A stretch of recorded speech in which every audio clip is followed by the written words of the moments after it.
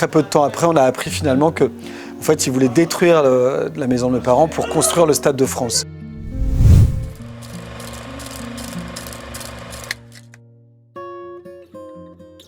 J'ai 12 frères et sœurs, je vis à Saint-Denis dans le 93, dans une impasse où c'était très chaleureux dans cette impasse parce qu'il y avait beaucoup de familles issues de l'immigration ou algérienne, portugaise, espagnole. Il y avait aussi quelques Français pure souche, mais il y avait un esprit très famille, très solidaire. On allait chez les uns, chez les autres et puis un jour, on apprend qu'on va être exproprié et on va donc détruire la maison de mes parents. C'est dans cette maison que j'ai fait mes premiers pas de danse.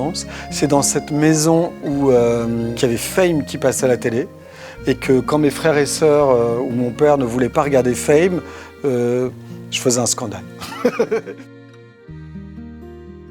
J'étais tout jeune, hein, j'avais à peine 10 ans, c'est les années 80. Et je me rappelle vraiment ce sentiment de toutes ces mères de famille surtout qui étaient là et qui étaient réunies et qui disaient mais qu'est-ce qu'on va devenir? Ça veut dire qu'on va tous nous séparer, on va vouloir nous envoyer dans des cités, dans des trucs, mais on n'a pas du tout envie de ça.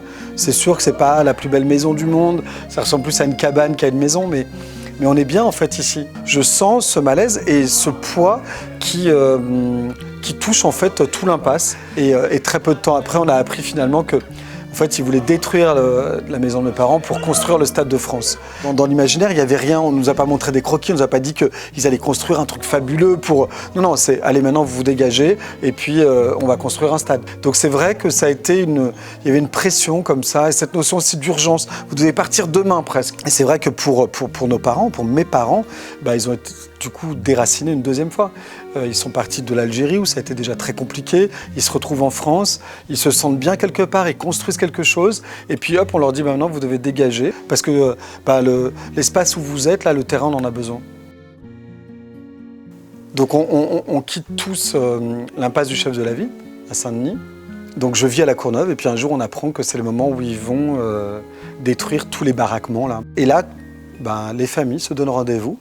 Et au moment où on entend le premier coup de masse, en fait, il y a eu un truc qui s'est passé, qui a été très très fort, c'est que les uns et les autres se sont accrochés, donné la main. Il y a vraiment, c'était presque chorégraphié. C'était un moment où, et puis là, tout le monde pleurait. Il y a tout qui s'effondrait, et pourtant il s'est passé pas mal d'années entre le moment où on a été exproprié et le moment où ils ont détruit la maison.